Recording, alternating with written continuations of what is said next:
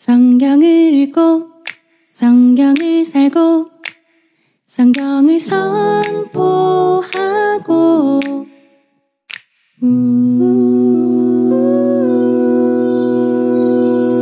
지혜의 샘.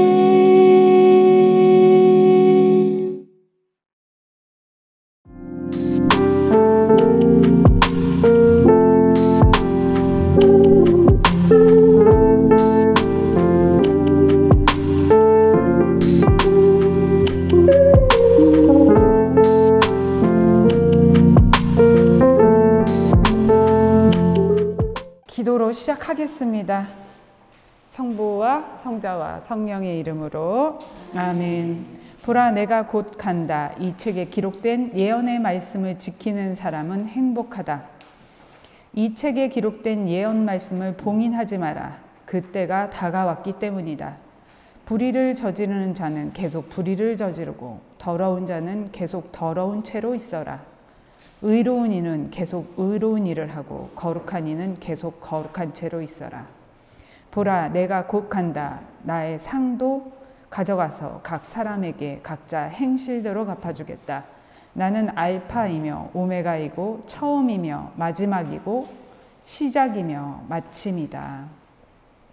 하느님 감사합니다. 하느님의 말씀을 듣고 지키는 사람은 그리스도를 따르는 사람이고 또 이 어지러운 시대에 표징을 알아보는 사람들이며 그리스도의 성실한 증인으로 부르심에 응답한 사람들입니다. 오늘 일곱 교회에 하시는 말씀을 통해서 저희들의 닫혀있던 귀와 눈이 열리고 저희가 예수님께 받은 소명을 다시 기억하게 하시며 약속하셨던 그 말씀이 저희들 안에서 이루어지도록 축복해 주십시오. 이 모든 기도 우리 주 예수 그리스도를 통하여 비나이다. 아멘. 성부와 성자와 성령의 이름으로 아멘. 하느님한테 약속 받으셨어요? 예? 무슨 약속을 받으셨어요? 무슨 약속을 받으신 것 같아요? 안 받으셨어요? 영원한 생명을 약속받았죠, 저희는요. 예, 영원한 생명이 저희들에게 가장 큰 약속입니다. 이 땅 안에서 우리가 그 약속을 향해 걸어가는데 어떻게 사는 것이 옳은가? 여기에서 제가 읽은 것처럼 이 예언의 말씀을 듣고 지키는 사람이 행복하다라고 이야기를 했습니다.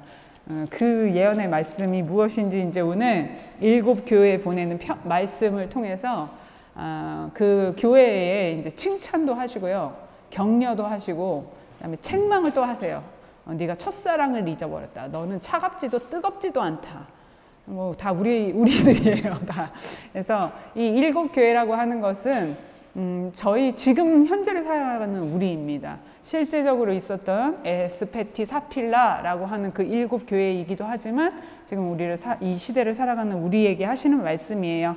그래서 이걸 들으면서 우리에게 믿음의 현주소, 나의 영적인 상태, 그런 것들을 여러분들이 오늘 좀 점검을 해보시는 시간이 됐으면 좋겠고, 중요한 건 우리가 희망이 있다는 겁니다. 하느님은 항상 마지막에 약속을 하셔요. 약속. 승리하는 이들에게 주시겠다는 약속.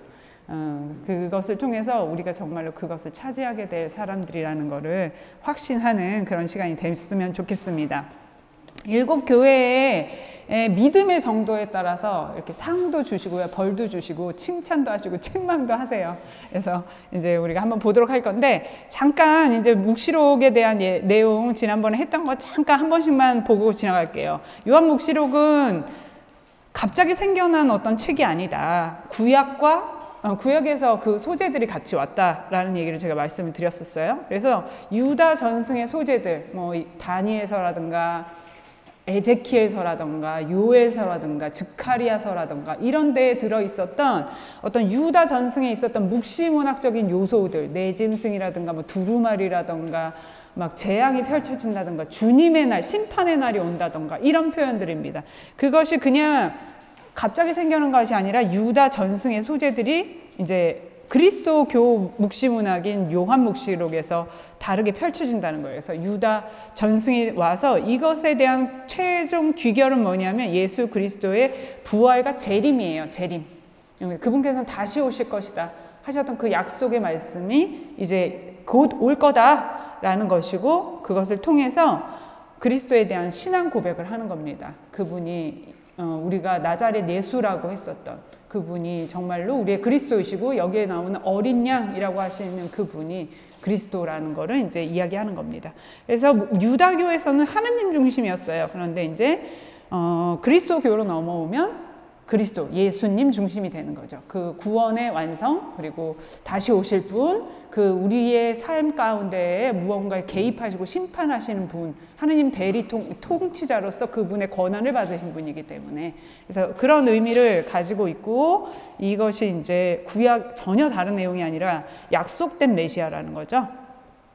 그래서 요한묵시록의 구조를 우리가 총 22장까지 되어 있는데 1장에서부터 3장까지는 약간 편지 형식이고 소명을 받는 부분으로 이렇게 되어 있고, 나머지 4장에서부터 22장까지가 묵시 형태로 되어 있다. 이제 오늘 저희 여기 에스페티 사필라 1장은 예수 그리스도에 대한 계시라고 하는 말로 시작을 하면서 예수님이 직접 요한에게 보여주시는 어떤 명령입니다. 그래서 소명과 그 다음에 2장하고 3장은 7교회에 보내는 편지, 말씀입니다. 그래서 여기를 보고 이제 4장에서부터 22장까지는 묵시가 펼쳐지는데, 요 4장, 5장에 묵시의 서론부예요. 근데 여기에 하느님과 어린 양의 어자라고 하는 천상을 먼저 보여줘요. 이게 바로 이제 임의라고 하는 겁니다. 그리고 이제 마지막 최후의 심판을 얘기하면서 새하늘과 새 땅이 나타날 것인데, 이것은 아직입니다. 아직 완성되지 않았어요. 그 임의와 아직 사이, 이것도 천상의 모습이거든요. 예, 요 사이에 재앙이 있는 거예요. 7 두루마리, 봉인 두루마리, 나팔, 그 다음에 대접이라고 하는 그 재앙이 정말 그치지 않고 펼쳐집니다. 6장에서부터 16장까지. 그런데 이제 묵시록의 그 사이사이에는 교회가 가지고 있는 어떤 사명과 구원과 그리고 투쟁, 그리고 승리라고 하는 걸 통해서 희망을 이야기하고 있다. 그리고 맨 마지막에 가장 큰 거는 요거죠. 이제 어린 양의 혼인잔치에서부터 펼쳐지는 하느님 나라, 그것을 차지하게 될 것이다 라고 하는 말씀입니다. 여기서 승리해야 돼요. 우리가 마지막으로 바빌론의 승리를 통해서. 그래서 이제 이걸 그림으로 우리가 간단하게 표시하면 이런 거다. 바빌론이 여기서 깐죽깐죽거리고 있는데, 어둠의 세력이 깐죽깐죽거리고 있어요. 그런데 교회라고 하는 이 방주, 우리가 방주라고, 교회라고 하죠, 일반적으로. 그 방주가 바빌론한테 가서 부딪히는 거예요. 그러면 어떻게 해요? 싸워야 되죠. 그런데 이제 예수님이 2장에서부터 3장까지 7교회에 보내는 편지라고 하는 말씀을 통해서 소명을 주시고 칭찬도 하고 책망도 하시면서 격려하시고 약속을 주십니다. 그러는 가운데 우리는 이 땅에서 어떻게 살아가야 하나 그런 걱정이 있는 가운데 이제 재앙이 펼쳐지는 거죠. 그래서 이 재앙이 3대 7재앙, 그래서 아까 7 봉인된 두루마리, 대접, 나팔 대접 재앙이라고 그래서 우리가 볼 때는 묵시록의 전체가 요걸 차지하는 것 같이 보인다는 거예요. 그런데 여기에는 교회의 구원이 있고, 교회의 소명이 있고, 교회의 투쟁이 있고, 교회의 승리가 있다. 그래서 이 재앙하고 사실 교회가 분리가 됩니다. 분리가 돼요. 그래서 우리가 바라봐야 될 거는 재앙, 이 보라색을 봐야 되는 게 아니라 요걸 봐야 된다는 거예요. 여기에 우리의 희망이 있거든요. 그래서 이제 교회가 투쟁에서 승리하고 나면 어떻게 되냐면 요 바빌론이 사라져요. 그게 이제 바빌론의 패망입니다. 18장, 17장에 나오는.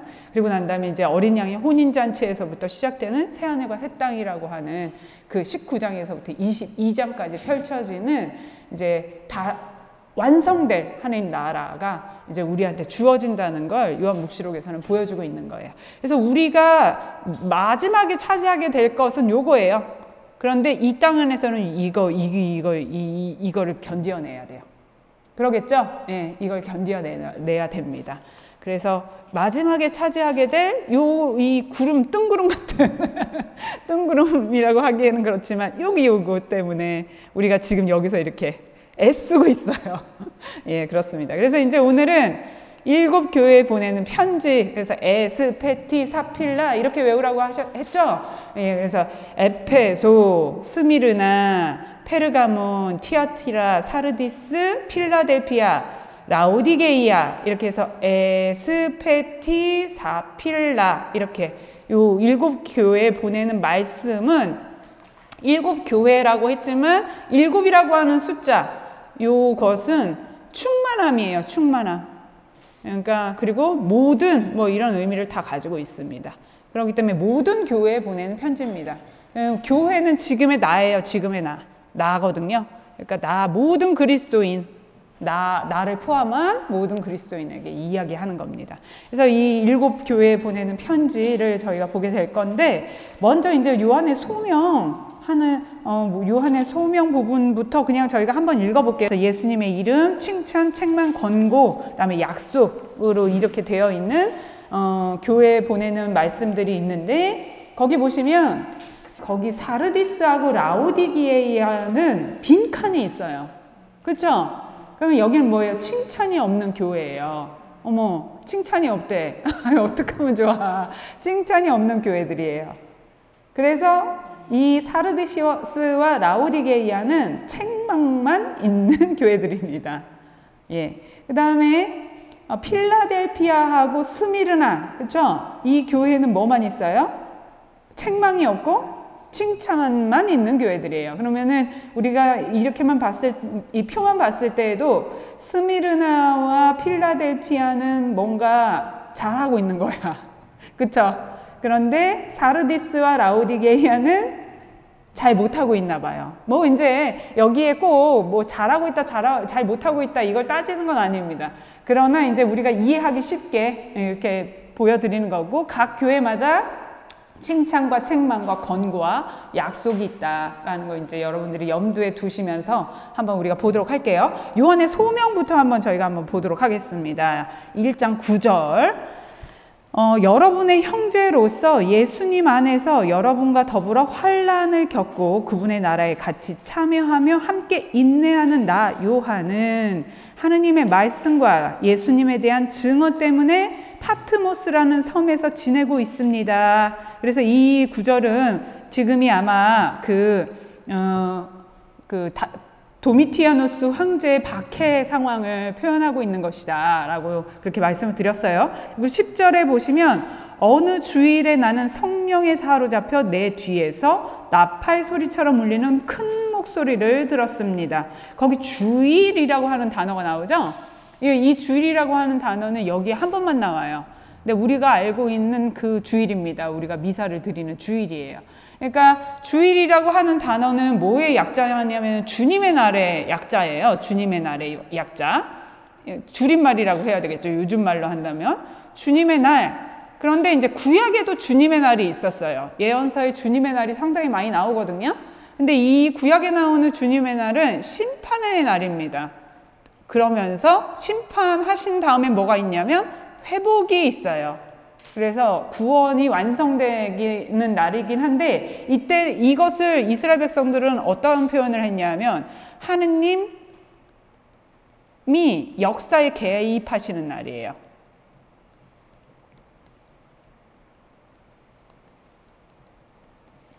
그래서 예언서에 이 주님의 날이 많이 나온다라는 거는 말하자면 불의의 시대가 끝나고 하느님 나라가 시작이 되는 거예요. 근데 그 주인공이 뭐냐면은 하느님이세요. 하느님. 그렇죠? 아까 우리가 유다 전승 얘기했었었죠. 예, 근데 이제 그런 어떤 하느님 중심이에요. 구약은요. 그래서 하느님이 자신들의 이 환난과부터 유배라 상황이다 그러면 이 유배가 언제 끝날 것인가? 이 불의한 왕강이 막 판을 치고 있는 시대다. 그러면 이 왕의 그 통치가 언제 끝날 것인가? 이제 하느님의 공정이 펼쳐지는 때입니다. 그래서 그때는 믿지 않고 하느님을 따르지 않는 이들에게는 심판, 하느님을 따르는 사람들에게는 남은 자로서 이제 회복과 하느님 경배, 하느님 백성으로 다시 이렇게 회복하는 그런 때예요. 이걸 주님의 날이라고 했어요. 예언서에. 예, 신약에서는 우리가 주님의 날을 뭘로 하냐면 예수님 부활하신 날이죠. 그렇죠. 그래서 주간 첫날 이렇게 복음서에는 그렇게 많이 나옵니다. 그래서 주님 부활의 날이에요. 그러면 이건 뭐냐 하면은요, 예수님이 죽음을 딛고 어떻게 하시냐면은 살아나신 날이에요. 그러면서 이 주님의 날, 주일이라고 하는 요 말 안에는 부활뿐만 아니라 뭐까지 포함하냐면 재림까지 포함합니다. 그래서 그리스도의 재림의 날까지 포함하는 거예요. 여기 그러면 요게는 구원의 완성이 이루어지는 날입니다. 그러면 이 주일이라고 하는 구원의 어떤 완성이라고 하는 우리가 이제 이 재림의 때를 이제 우리가 재림을 기다리고 있잖아요. 그것이 이제 이루어질 날. 그런데 우리는 지금 매일 이렇게 주일을 지내는 거 안에서는 이 부활, 예수님의 부활의 날을 기념하면서 이걸 기다리는 거죠. 그렇죠. 그래서 그러면서 처음에 이 주일이라고 하는 게 주간 첫날이라고 하는 그 단어와 함께 예수님의 부활을 같이 이렇게 더 기념하는 날이었지만 지금 이 시대에 이제 어떤 신학적인 어떤 흐름의 이제 점진적인 해석에 의해서는 재림을 같이 포함합니다. 그게 이제 말하자면 구원의 완성이에요. 그러면 아까 구약에서는 하느님이 주인공이라면 신약에서는 누구냐면 그리스도가 주인공이에요. 그분께서 오셔서 하나님 나라의 통치자가 되는 겁니다. 그렇죠? 예, 그래서 이렇게 이제 주일이라고 하는 단어인데 이 단어는 묵시록 여기에만 나와요. 그리고 지금 이제 우리가 알고 있는 우리가 미사를 지내고 있는 그 날을 이야기합니다. 그리고 이때 이후 요한 묵시록 이후에 나오는 문헌들, 교회 문헌들이나 뭐 이 경전에 들어오지 않은 어떤 서신들이라던가 뭐 이렇게 쓰여졌던 이런 어떤 그런 것들 안에는 이 주일이라고 하는 단어를 쓰기 시작합니다. 이게 뭐라냐 하면 예수님의 부활과 재림을 이제 우리가 기념하고 희망하는 날인 거죠. 그래서 이제 그리스도 교 안으로 완전히 주일이라고 하는 단어가 들어왔어요. 그 전까지는 예수님이 부활하신 날이면서 신자들이 모여가지고 성찬의 예식을 신자들끼리 하는 어떤 예식을 하는 날이었었어요. 그런데 이제 이 요한 묵시록 이후에 요 단어가 이제 어떤 전례로 완전히 이렇게 자리를 딱 그 기준을 잡게 됩니다. 그러면서 이제 로마 달력 안에서는 주간 첫날이라고 하는 빨간 날이 이렇게 제일 먼저 나오잖아요. 우리 달력 쓸 때도 제일 먼저 나오죠. 일요일 빨간 날, 일요일 빨간 제일 먼저 나오잖아요. 예, 그게 이제 이런 어떤 기준 안에서 이런 것이 이렇게 뭐라 해야 되나 반영이 된 그런 것이죠. 예, 그래서 어쨌든 이렇게 주님의 날이라고 하는 거는 여기서 그런 의미를 가지고 있다면 어느 주일에 나는 성령에 사로잡혀 내 뒤에 나팔 소리처럼 울리는 큰 목소리를 들었습니다. 이 예언의 말씀이 그러니까 요한에게 보여준 환시, 이 묵시록이라고 하는 요 책을 통해서 하느님이 뭘 하기를 원하시냐면은 요 구원의 완성에 대해서 이야기하고 싶으신 거예요. 그러시겠죠? 예, 그래서 큰 목소리를 들었는데 그 목소리가 이렇게 말하였습니다. 11절에 내가 보는 것을 책에 기록하여 7 교회 곧 에페소, 스미르나, 페르가몬, 티아티라, 사르디스, 필라델피아, 라우디게이아에 보내라. 그러면서 나는 나에게 말하는 것이 누구의 목소리인지 보려고 돌아섰습니다. 돌아서서 보니 황금 등잔대가 7개 있고 그 등잔대 가운데 사람의 아들 같은 분이 계셨습니다. 그분께서는 발까지 내려오는 긴 옷을 입고 가슴에 금띠를 두르고 계셨습니다. 그분의 머리털은 흰 양털처럼 또 눈처럼 희고 그분의 눈은 불꽃 같았으며 발은 용광로에 정련된 노쇠 같고 목소리는 큰 물소리 같았습니다. 그래서 어떤 양털 깨끗한 모습이기도 하고 눈에 불꽃이 나온다는 건 뭐 이렇게 약간 우리 되게 위험이 있죠. 이렇게 뭐라고 그래야 되지? 이렇게 하여튼 어떤 능력 같은 그런 느낌도 있고요.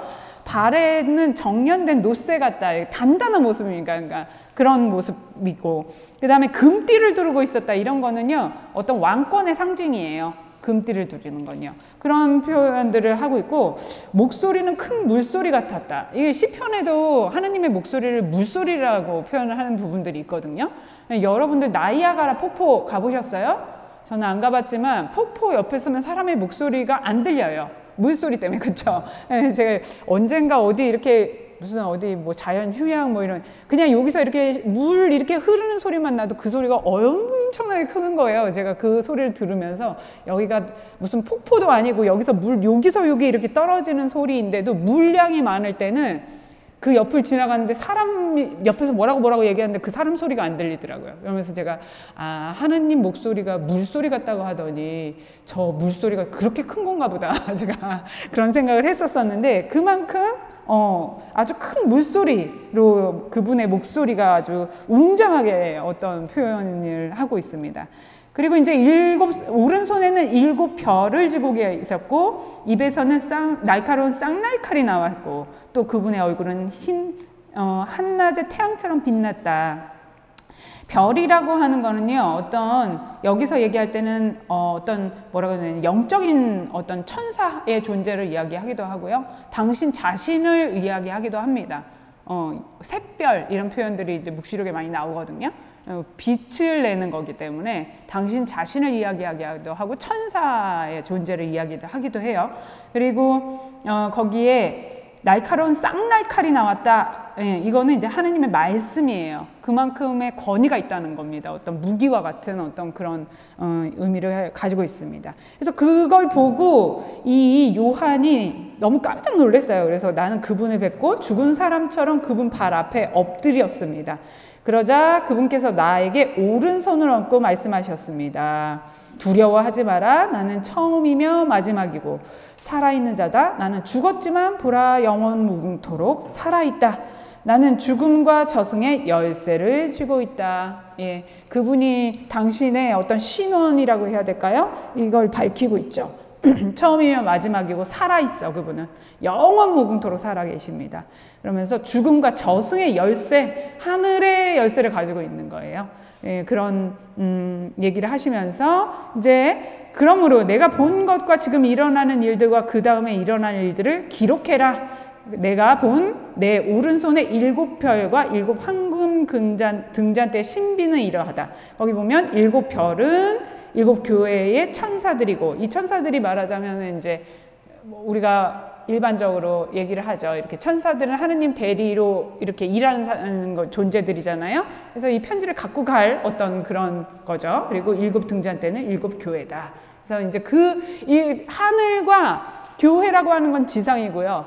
천사라고 하는 거는, 천사는 천상적인 존재잖아요. 그렇죠? 그러니까 하늘과 땅을 거니시고 계시는 분이신 거예요. 이분이요. 7 별과 7 등잔대 이런 의미는요.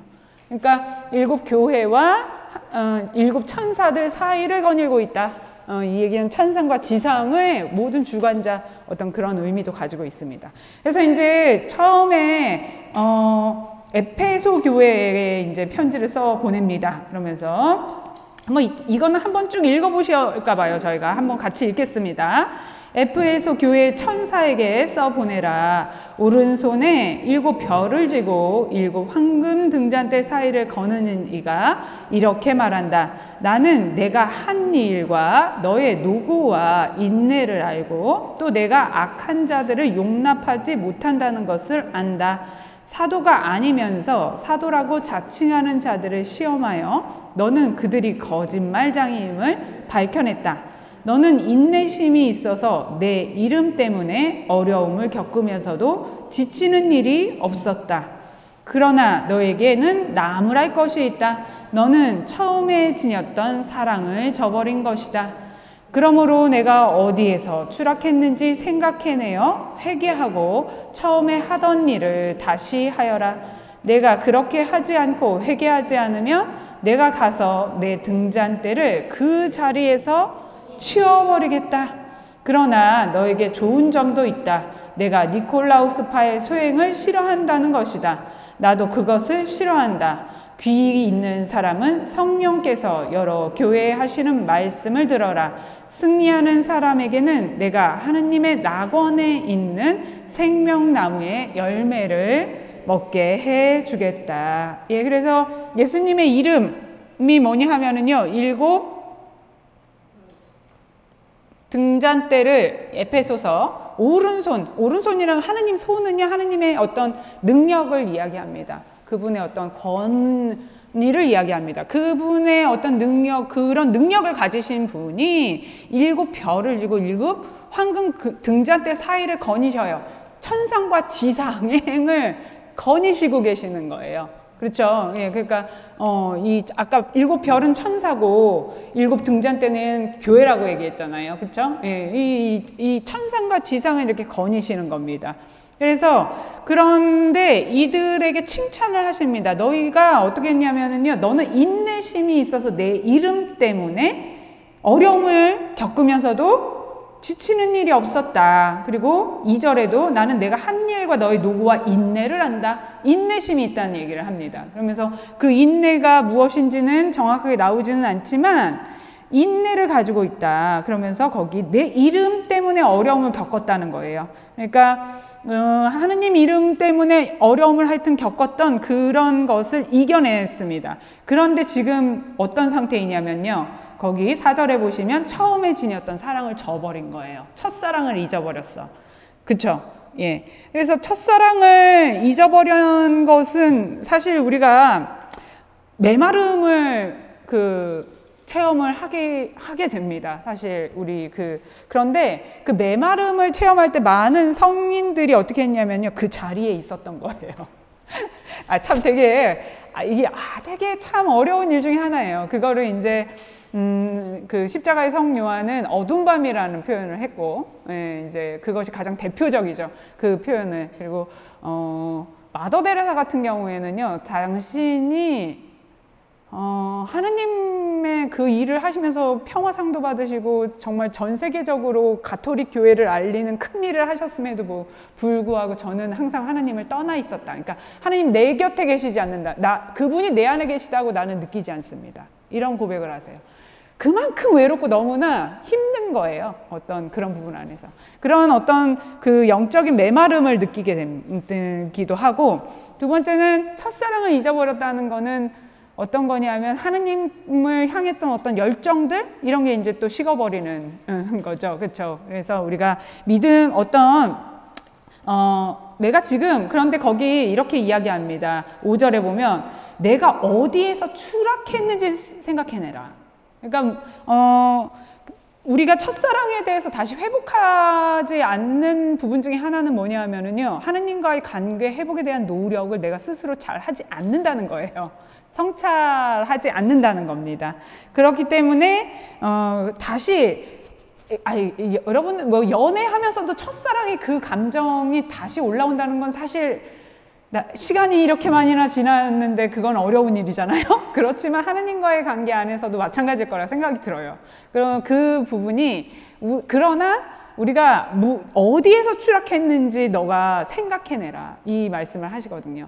근데 이제 그 첫사랑을 잊어버리고 내가 이제 하느님으로부터 어떤 메마름에 들어가면 그것을 아까 얘기한 대로 성찰하지 않는, 회개의 기회로 돌아서지 않고 그냥 머물려고 하는, 안주하려고 하는 마음들이 우리 마음 안에 있습니다. 그래서 이제 이 에페소 신자들이, 에페소라고 하는 교회는요, 우리가 잘 아는 것처럼 왜 여기에 첫사랑이라는 단어를 썼냐 하면요, 에페소는 여기 유럽이라고 하는 요 아시아의 되게 중심 도시예요. 여기. 그렇죠? 그리고 사도 바오로가 선교 여행을 할 때 이곳을 아주 중점으로 두었던 곳이기도 합니다. 사도행전 19장 생각나세요? 네, 사도행전 19장에 가면 아주 중점을 두었던 교회예요. 그리고 이 에페소 교회의 마지막 전승에 따르면 사도 요한과 성모님께서 이곳에서 마지막 생애를 하셨다고 보고, 지금 사도 요한도 파트모스, 에페소에서 요만큼 떨어진 파트모스라고 하는 섬, 이렇게 지금 보면 거리가 짧잖아요. 그 섬에로 이제 말하자면 가서 노동을 하고 있는 상황이에요. 박해를 속에서. 그렇기 때문에 이 교회, 이 상태인데, 이 글이 쓰여질 당시에 에페소 교회라고는 하지만 교회가 사라졌었어요.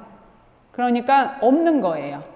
그럼 어떠냐면 바오로가 그토록 그곳에서 3년 넘게 에페소가의 신자들에게 마음을 쏟고 세웠던 교회거든요. 거기에서 티란노스 학원이라는 걸 통해서 제자 12명을 키웠습니다.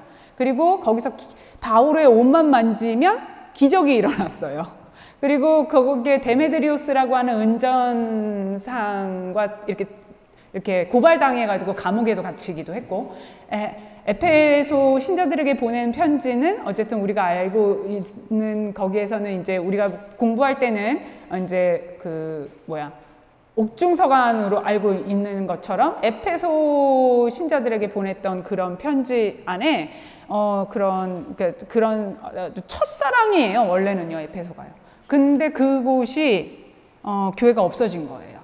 네, 그러니 참 마음이 아프겠죠, 그렇죠? 그러니까 여기서 얘기를 하는 겁니다. 너희는 처음에 지녔던 사랑을 저버렸다. 그러니까 너희가 어디서부터 추락했는지 한번 생각해봐라. 이렇게 이야기를 합니다. 그러면서 처음에 하던 일을 다시 하여라. 이 이야기는 우리가 좀 더 이해를 쉽게 하자고 한다면 에페소 바오로가 처음 교회를 세웠을 때 그때의 모습을 다시 상기시키는 겁니다. 말씀이 선포되고 기적이 일어나고 제자들이 양성이 되어지고 그다음 그런 어떤 것을 통해서 그곳에 믿음이 굳게 세워지는 그런 자리였었다는 거죠. 그리고 아까 얘기한 대로 성모님과 요한이 그곳에 맨 마지막까지 살았던 어떤 그런 모습이에요. 그런데 이제 그런 곳에 그러니까 퇴색이 되어버리고 교회가 사라질 어떤 그런 위기입니다. 그래서 거기 보시면 내가 이렇게 하지 않고 회개하지 않으면 내가 가서 내 등잔대를 그 자리에서 치워버리겠다. 이 등잔대가 뭐라고요? 교회라고 아까 얘기했었잖아요. 네, 등잔대라고 하는 거는 우리가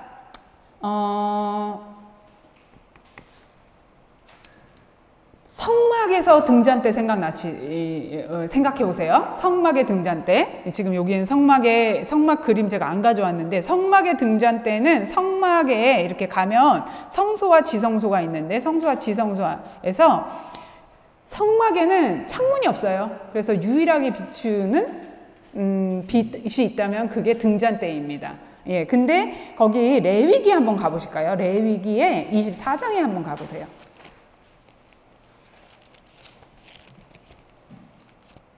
레위기 24장에 가시면 성소의 등불이라고 하는 게 나옵니다.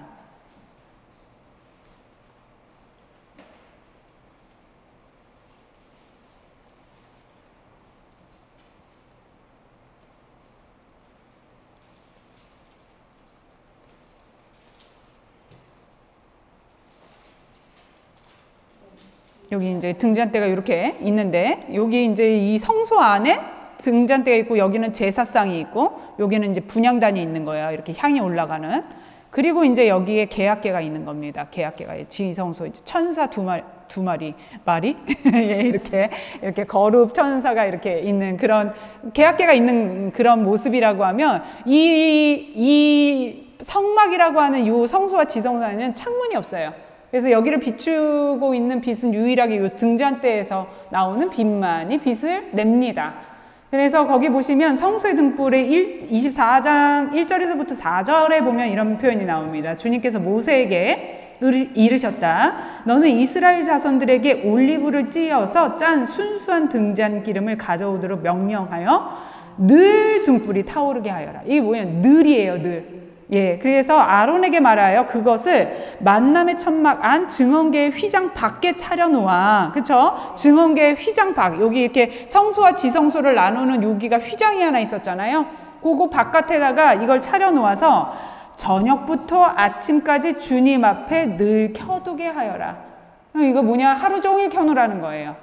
그러면서 이는 너희가 대대로 지켜야 하는 영원한 규칙이다. 이 등불들을 주님 앞에 순금 등잔대 위에 늘 차려놓게 하여라. 그래서 이 등불은 꺼지면 안 되는 등불이에요. 그 어떤 그런 등잔대의 모습이기도 하고요. 이것이 이제 신약에 와서는 데살로니가 우리 잘 아는 말씀에는 항상 기뻐하십시오. 모든 일에 감사하십시오. 언제나 기도하라고 얘기하잖아요. 그 다음에 나오는 말씀이 뭐냐면 성령의 불을 끄지 마십시오. 이 이야기가 이제 데살로니가 전서 5장 16, 17, 18, 19장까지 해가지고 그 말씀이 나오거든요. 성령의 불이 내 안에서 영원히 꺼지지 않도록 하는 거예요. 이게 타오르게 해야 합니다. 그러니까 뭐냐면 불이 꺼진다는 거는요, 하느님을 함께 내 안에 있는 어떤 그러니까 불이 꺼지는 거죠. 하느님 앞에서 언제나 타고 있어야 되거든요. 요 불이요. 네, 그런데 그런 불이 꺼지는 겁니다. 근데 여기 묵시록 아까 2장에 에페소 신자들에게 보내는 편지에 뭐라고 이야기를 하시냐면 처음에 하던 일을 다시 해라. 너희 안에 말씀이 다시 타오르게 하고 그걸 통해서 너희들이 가르침을 다시 받고 그리고 이제 그곳에서 기적이 일어났고 우상이 철폐되었던 그 자리가 에페소거든요. 우리가 사도행전 19장과 연결을 시킨다면 그러면 내가 그렇게 하지 않고 회개하지 않으면 내가 가서 어떻게 할 거냐면 내 등잔대를 그 자리에서 치워버릴 거야. 교회를 없애버리신다는 얘기예요. 이게 그렇죠. 엄청난 말씀이시죠, 그렇죠? 그러면서 이제 너에게 좋은 점도 있다. 너에게 좋은 점도 있어. 뭐가 있냐면요. 뭐가 있냐면 이제 거기 니콜라우스파의 소행을 싫어한다는 것이다. 이 얘기는 이제 니콜라우스파가 정확하게 어떤 가르침을 줬는지는 모르지만 어쨌든 이 다른 가르침이에요. 거짓 교사의 대표적인 이름으로 나옵니다. 그래서 이 거짓 가르침의 소행을 싫어한다. 우리가 그 가톨릭 서간에는 거짓 교사, 거짓 가르침에 대한 이야기가 많이 나왔었죠. 그러니까 그런 겁니다. 그래서 그런 소행을 싫어한다는 것이다. 나도 그것을 싫어한다. 그러면서 이제 약속을 하시는 거예요. 여기 마지막 약속. 약속은 뭐냐면 귀 있는 사람은 성령께서 여러 교회에 하시는 말씀을 들어라. 승리하는 사람에게는 내가 하느님의 낙원에 있는 생명나무의 열매를 맺게 해주겠다. 제가 지난 시간 마지막에 묵시록 성경의 시작은 생명나무로 시작해서 생명나무로 끝난다 얘기했죠. 이게 뭐냐, 하느님 나라에 들어가는 그냥 보장 수표예요. 이게요. 생명나무를 먹는다는 거는요. 뭐냐, 하느님 나라에 들어갈 수 있는 자격을 너에게 줄게, 이 이야기입니다. 그러니까 창세기에서 죄로 인해서 먹을 수 없게 되었던 그 생명나무예요. 그런데 회개하면 어떻게 하겠다고요? 다시 내 나라에 들어올 수 있는 그 도성을 당당하게 들어갈 수 있는, 우리 마지막 묵시록 22장으로 제가 그때 마무리 지었던 것처럼 그런 자격을 다시 너희에게 주겠다는 말씀입니다. 그래서 이 생명 7개 신자들에게 보내는 편지 그 말씀의 첫 번째 약속이 뭐냐면 생명나무예요. 생명나무. 이 생명나무라고 하는 거는 말하자면 하나님 나라의 아주 상징이죠. 선악과와 아주 대립되는 그런 상징이고, 말씀드린 것처럼 창세기 1장에서 하나님께서 아담의 죄 때문에 그 에덴 동산에서 그들을 쫓아냈을 때 그들이 이 생명나무의 열매를 먹고 영원히 살게 돼서는 안 되지. 죄 가운데 사는 거야, 그들이. 영원히 죄 가운데 살게 해서는 안 되지. 사실 우리가 에덴에서 쫓겨나서 차라리 죽음을 맞이해서 하느님으로부터 영원한 생명을 얻게 된 것이 우리한테는 하느님 자비인 거예요. 죄를 가진 몸으로 영원히 산다고 생각을 해보세요. 우리가 되게 좀 그럴 것 같아요. 근데 그것을 이제 예수 그리스도를 통해서 우리는 모든 죄가 씻겨지고, 우리가 이제 묵시록의 말씀에 의하면 어린 양의 피로 빠른 옷을 입는 거예요. 흰 옷을 깨끗하게 입는 겁니다. 그리고 난 다음에 그 도성에 들어가는 거예요.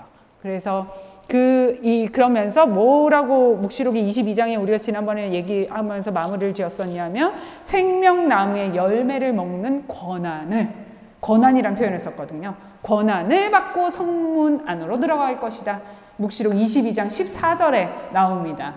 그래서 생명나무의 열매를 먹는 권한을 받게 된다고 써 있어요. 그래서 쫓겨났었던 그 에덴에 다시 저희가 돌아가는 겁니다. 그래서 이 7교회에 보내는 말씀에, 에페소 신자들에게 보낸 말씀 중에서 첫 번째 약속이 이 묵시록의 어떤, 아니면 성경 전체의 핵심 주제인 생명나무로 시작하고 있다는 거예요. 그렇죠. 우리의 이 생명나무는 아까 얘기한 대로 하나님 나라의 어떤 큰 상징이기도 하죠. 저희가 회복해야 할 그런 권한을 다시 받게 된다는 겁니다. 그래서 이렇게 에페소 신자, 처음에 너희가 지녔던 요 사랑, 너희가 내 이름 때문에 인내를, 어려움을 이겨냈다는 건 내가 알아. 그런데 너희가 처음에 지녔던 그 사랑을 저버렸어. 그러니 너희가 만약에 회개하지 않으면 내가 어떻게 할 거냐면 그 등잔대를 치워버릴 거야. 사라질 거야. 그러면서 이제 약속을 하십니다. 귀 있는 사람은 들어라. 이게 되게 중요한 말씀. 7교회에 보낸 편지에 모두 이 말씀을 하십니다. 귀 있는 사람, 알아듣는 사람이에요. 하느님의 말씀을 들을 수 있는 사람입니다. 그래서 그들에게는 생명나무의 열매를 먹게 해주겠다 라고 이야기하십니다. 두 번째 이제 스미르나 신자들에게 보내는 말씀입니다. 스미르나 신자들에게는 어떤 이곳이 좀 가난한 곳이었어요. 그러면서 이제 이야기를 하는데 이것도 한번 저희가 처음부터 끝까지 읽어볼게요. 8절에서부터 11절. 스미르나 교회 천사에게 써보내라. 처음이며 마지막이고 죽었다가 살아난 이가 이렇게 말한다. 나는 너의 환난과 궁핍을 안다. 그러나 너는 사실 부유하다. 또한 유다인이라고 자처하는 자들에게 중상을 받는 것도 나는 안다. 그러나 그들은 유다인이 아니라 사탄의 무리다. 내가 앞으로 겪을 고난을 두려워하지 마라. 보라, 이제 악마가 너희 가운데 몇 사람을 감옥에 던져 너희가 시험을 받게 될 것이다. 너희는 열흘 동안 환난을 겪을 것이다. 너는 죽을 때까지 충실하여라. 그러면 내가 생명의 화관을 너에게 주겠다. 귀 있는 사람은 성령께서 여러 교회에 하시는 말씀을 들어라. 승리하는 사람은 두 번째 죽음의 화를 입지 않을 것이다. 여기 이제 스미르나 교회는 나는 처음이며 마지막이고 죽었다가 살아나니, 이 부활하신 예수님입니다. 알파이며 오메가이시고 하느님과 같으신 분이에요. 그렇게 다 자신의 어떤 신분, 자신의 호칭에 대해서 이야기를 하고 계시고, 그러면서 나는 너의 환난과 궁핍을 안다. 아마 이곳이 이 스미르나라고 하는 곳이 가난하기도 좀 했었지만 박해를 많이 받아서 정말로 정말로 가난한 그런 곳이었어요. 그런데 이들이 믿음을 잃지 않고 있습니다. 그러면서 너는 사실 부유하다 이런 표현을 합니다. 우리가 야고보서 2장 5절 한번 볼까요? 야고보서 2장 5절.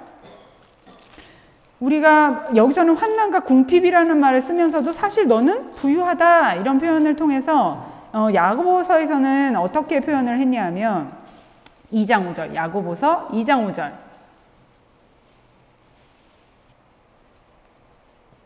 찾으셨어요? 예, 한번 읽어보겠습니다. 나의 사랑하는 형제 여러분 들으십시오. 하느님께서는 세상의 가난한 사람들을 골라 믿음의 부자가 되게 하시고 당신을 사랑하는 이들에게 약속하신 나라의 상속자가 되게 하지 않으셨습니까? 여기 뭐의 부자라고요? 믿음의 부자. 예, 믿음의 부자. 가난하다고 하는 건 실제로 가난할 수도 있지만요, 마음이 가난하다고 우리 마태오복음에 보면 나옵니다. 그렇죠? 이 마음이 가난하다고 하는 거는 의탁할 때가 하느님밖에 없는 거예요. 내가 가지고 뭔가를 할 수 있는 게 아무것도 없는 게 마음이 가난한 겁니다. 내 방법이 없는 거예요. 내 방법이. 그러니까 마음이 가난한 사람들이죠. 내가 마음이 부자라는 건 마음의 부자 이런 표현은 잘 안 쓰기는 하지만 마음이 가난하다 이런 표현 안에서는 정말로 그냥 아무것도 할 수 없는 그런 것을 의미합니다. 아주 나를 다 내려놓은 거예요. 내려놓은 거. 그래서 그런 세상의 어떤 가난한 사람들, 여기서 이 가난은 물론 그런 마음 가난한 얘기라기보다는 어떤 물질적인 가난에 대해서도 이야기하고 있지만, 그런 가난한 사람이 차별 대우를 받아서는 안 된다. 그들은 어떤 자들이냐면 믿음의 부자가 되었다. 그래서 상속자가 되게 했다. 하느님 나라의 약속에 이렇게 이야기를 합니다. 그래서 여기 나오는 것도 묵시로 아까 다시 이제 스미르나 신자들에게 보낸 말씀에서 9절에서 너는 사실 부유하다 이 표현은 믿음의 부자라는 거죠. 너의 마음은, 너는 실제적으로 가난할 수는 있지만 너는 지금 믿음의 부자야 이렇게 이야기하는 겁니다. 그리고 그들이 한 일 중에 또 잘한 일이 뭐냐면 유다인이라고 자처하는 자들에게 중상을 받았다 이런 표현이 나옵니다. 그러니까 유다인들로부터 그리스도교의 박해가 있었었는데 그런 유다인들에 대해서 어떻게 그거를 그 어떤 환난, 그죠? 유다인들이라고 자처하는 이들에게 중상을 받은 것, 박해를 받은 것에 대한 어떤 환난을 받았다는 걸 내가 안다. 이렇게 표현합니다. 근데 그런 표현, 그들을 뭐라고 얘기하냐면 사탄의 무리다. 이렇게 표현합니다. 그래서, 그런데 여기 나오는 것처럼 너희가 시험을 받게 될 거야. 감옥에 던져져서. 이런 표현이 나오죠. 예, 그러니까 박해를 받아서 감옥에 던져질 거야. 그들의 어떤 박해 때문에. 그런데 열흘 동안 환난을 겪을 것이다. 이 열흘이라고 하는 이제 묵시록에 나오는 어떤 숫자들은요, 그 열흘만을 얘기하는 게 아니에요. 1260 며칠 뭐 이렇게 나오잖아요. 뭐 666 이게 그 뭐 14만 4천, 이건 그냥 그 숫자의 어떤 정말 정해진 기간을 이야기하는 건 아닙니다. 그냥 이 열흘이라고 하는 거는 그 환난이 반드시 일어날 거야. 그리고 그 일을 겪어야만 해. 열흘 동안. 이런 뜻입니다. 그러니까 그 일은 반드시, 그 환난을 반드시 겪어야 되는 어떤 날수에 대해서 이야기하는 겁니다. 그럼 그나마 이 열흘은 짧은 거예요. 묵시록에서. 그러니까 그 기간이 짧을 거야. 감옥에 갇히는 기간이 짧을 거야. 이런 의미입니다. 그러면서 이제 죽을 때까지 어떻게 하라고요? 충성해라. 네가 그렇게 유다인들로부터 박해를 받고 네가 궁핍함에도 불구하고 믿음을 지켰고 그 믿음의 부자가로 정말로 가난하고 그럼에도 불구하고 믿음을 지켰던 그것을 통해서 뭐라고 얘기하냐면 너는 죽을 때까지 충실해라. 그러면 내가 생명의 화관을 너에게 주겠다. 이렇게 이야기를 합니다. 그래서 이 생명의 화관 또는 화관이라고 하는 거는 경기장에서 이긴 사람들 옛날에 올림픽 할 때 월계관 씌워주잖아요. 그쵸? 예, 그러니까 그거예요. 그래서 사도 바오로도 경기장의 그 이야기를 하면서 의로움의 화관을 애타게 기다린 모든 사람에게 주어질 것입니다. 이런 표현이 디모데오 후서에 나옵니다.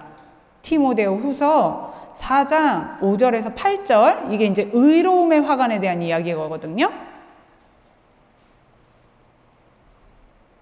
그래서 승리하는 사람에게 주어지는 거예요. 충실하게 그 일을 마지막으로 마친 사람들에게 주어지는 어떤 경기장의 이제 그 승리자에게 주는 것입니다. 그런데 그 바오로는 의로움의 화관이라고 했다면 요한 묵시록에서는 뭐라고 했냐면 생명의 화관이라는 표현을 썼습니다. 야고보에서도 이런 표현이에요. 나와요. 시련을 견디어내는 사람은 행복합니다. 이렇게 시험을 통과하면 그는 하느님께서 당신을 사랑하는 이들에게 약속하신 생명의 화관을 받을 것입니다. 이런 표현이 나옵니다. 야고보서 1장 12절에 이런 말씀이 나와요. 생명의 화관. 시련을 견디어서 이겨낸 사람이 받는 거예요. 마지막에 받는, 승리한 사람들이 받는 겁니다. 하나님께서 당신께 사랑하는 이들에게 약속하신 것으로 그 시험이 통과하고 나면 받아지는 거예요. 그러니까 묵시록에 나오는 어떤 단어들은요, 전혀 새로운 단어가 아니에요. 다른 곳에 있었던 어떤 약속이고 어떤 말씀이고 어떤 구약의 표징이고 신약 성경에 어떤 나왔었던 단어들입니다. 그러니까 정말로 종합이에요, 종합. 그동안에 이제 이렇게 막 조각조각 있었던 것들에 대한 그것을 다시 이렇게 종합하는 겁니다. 그래서 이렇게 그 의로움의 화관, 그러니까 생명의 화관을 주겠다고 약속을 해요. 죽을 때까지 충실하면 내가 생명의 화관을 줄게. 그 다음에 두 번째 죽음의 화를 면하게 될 거다. 이 표현이 나오죠? 이거는 이제 우리가 묵시록 20장을 한번 가보셔야 돼요. 두 번째 죽음이라고 하는 거는요, 모든 인간이 겪어야 하는 육적인 죽음과는 달리 영적인 죽음이에요. 영적인 죽음. 이 두 번째 죽음이라고 하는 건 영적인 죽음입니다. 이 영적인 죽음은 여기서도 물론 할 수 있지만 하늘나라에서 우리가 이거를 말하자면 공심판 이루어질 때 있었을 어떤 부활과 그 다음에 이제 지옥으로 가는 거예요. 예, 불 속으로 가는 겁니다. 예. 그래서 거기 20장에 보시면은 20장의 묵시록 20장의 시작이 뭐냐면 천년 통치거든요. 이제 이 그리스도의 통치가 시작되는 겁니다. 거기에서 가장 큰 특징은 뭐냐면요, 7절에 사탄이 패망하는 거예요. 그래서 사탄이 패망하면서 그들이 어떻게 되냐 하면 거기 보시면 9절에서 보면 이렇게 나옵니다. 그들은 드넓은 땅을 건너 올라와서는 성도들의 진영과 하느님께서 사랑하시는 도성을 애웠었다. 그러나 하늘에서 불이 내려와 그들을 삼켜버립니다. 예, 그러면서 그들을 속이던 악마는 불과 유황못에 던져졌는데 그 짐승과 거짓 예언자가 이미 들어가 있는 곳이고 그들은 영원 무궁토록 밤낮으로 고통을 받을 것이다. 이렇게 이야기가 나옵니다. 그래서 사탄이 패망하면서 그들은 영원한 고통을 받는 불지옥에 떨어지는 거예요. 예, 그쵸? 그러면서 이제 마지막 심판에 대한 이야기가 나옵니다. 이것이 이제 우리한테 이루어질 공심판에 대한 내용이에요. 그러면 한번 읽어볼게요. 나는 또 크고 흰 어자와 그 위에 앉아 계신 분을 보았습니다. 땅과 하늘이 그분 앞에서 달아나 그 흔적조차 찾을 수가 없었습니다. 그리고 죽은 이들이 높은 사람, 낮은 사람 할 것 없이 모두 어자 앞에 서 있는 것을 보았습니다.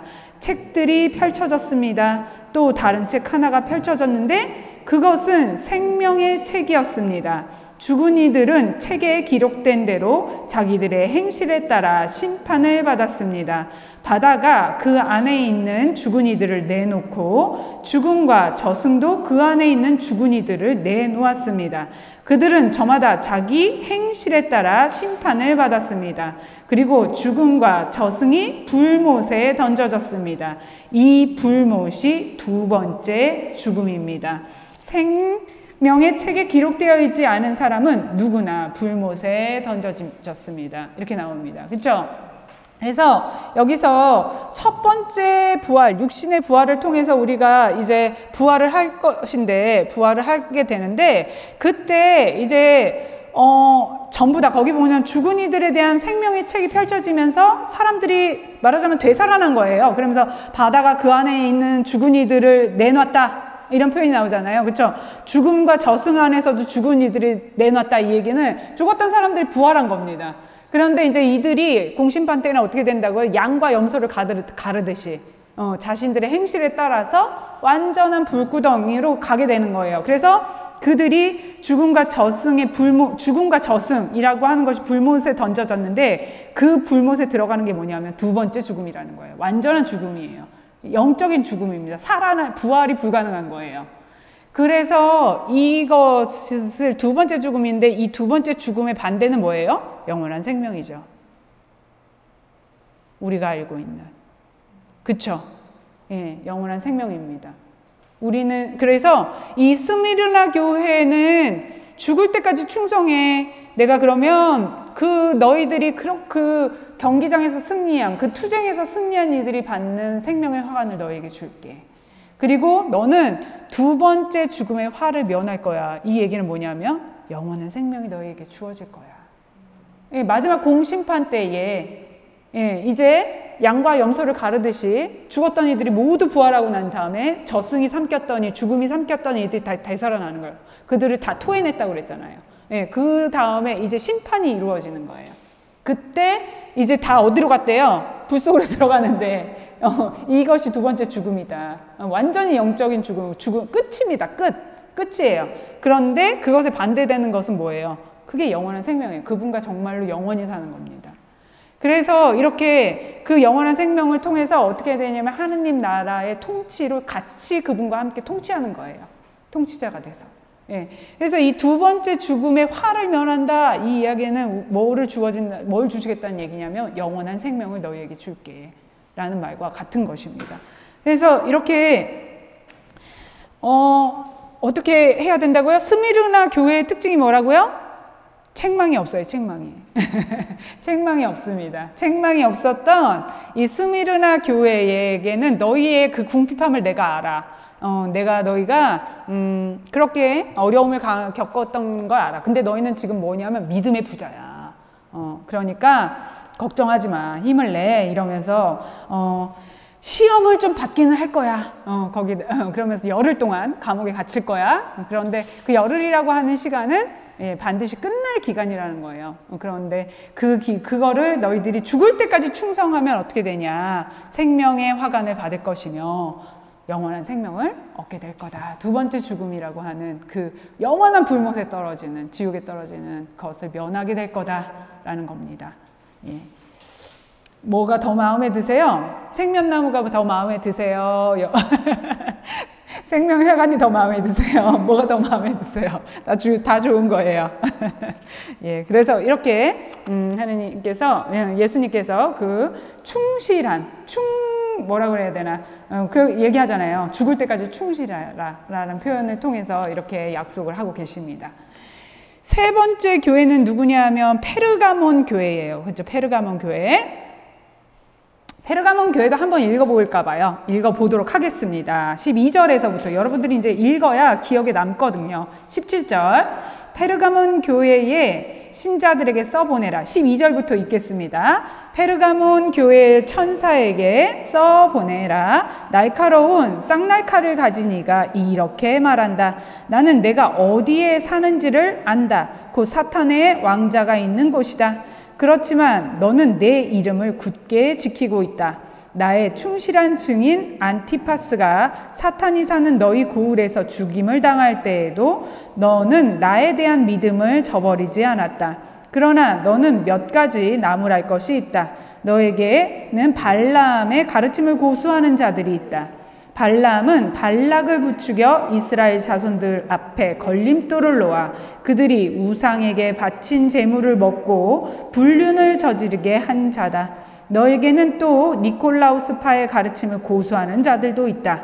그러므로 회개하여라. 그러지 않으면 내가 곧 너에게 가서 내 입에서 나오는 칼로 그들과 싸우겠다. 귀 있는 사람은 성령께서 여러 교회 하시는 말씀을 들어라. 승리하는 사람에게는 숨겨진 만나를 주고 흰 돌도 주겠다.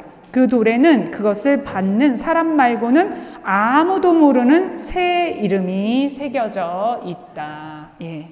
받는 사람 말고는 아무도 모르는 새 이름이래요. 자, 이제 한번 하나씩 보도록 할게요.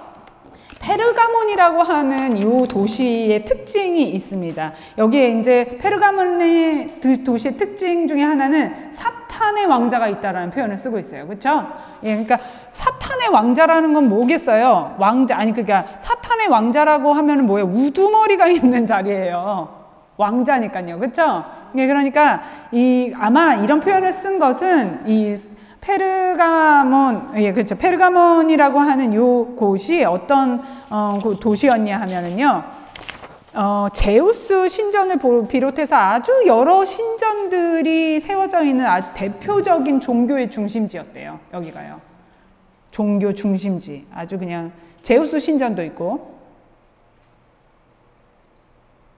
플러스 여러 신전. 그래서 종교 중심지. 말하자면 사도 바오로가 갔었었던 그 어디예요? 아테네 같은 곳인 거예요. 여러분이 알지 못하는 신에게라고 하는 신전도 지어 놓으셨던데 내가 그 알지 못하는 신이 누구인지 지금부터 알려줄게요. 뭐 이런 겁니다. 그렇게 여러 신전, 종교의 중심지였던 곳이라고 합니다. 그리고 그러니까 로마의 아시아 속주에서 황제 숭배가 가장 먼저 시작됐던 곳이래요. 여기가요. 그러니까 로마의 황제 숭배가 아시아에서 가장 먼저 시작됐던 곳.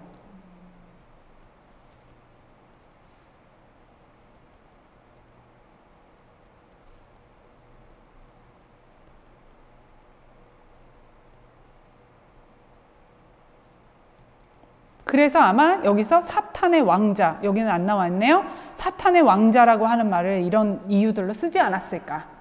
예. 그리고 이 황제 숭배가 가장 먼저 시작되면서 이곳이 황제 숭배의 중심지라는 건 그리스도교 박해가 있었다는 곳입니다. 그렇지 않겠어요? 황제 숭배하지 않으면 그리스도인들은 박해를 받았으니까. 그래서 황제 숭배의 중심지이면서 그리스도교 박해가 있었던 곳이에요.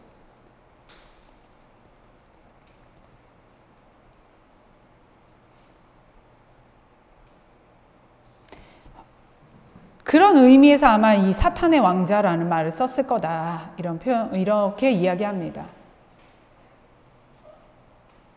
이 도시가 가지고 있었던 어떤 배경 안에 그 페르가몬이라고 하는 도시가. 그래서 거기 보시면 나의 충실한 증인인 안티파스가 나오죠. 이 증인은 순교자의 이름이에요. 그래서 페르가몬의 주교였던 안티파스가 녹가마에 삶아져서 순교하셨대요. 그런 그 이름이 등장합니다. 그러면서 거기 보시면 자신의 이름을 뭐라고 하셨어요? 날카로운 쌍날칼을 가지니, 이 이야기가 나왔죠. 예, 이 얘기는 우리가 히브리서 4장 12절을 한번 가서 확인해 볼게요. 예.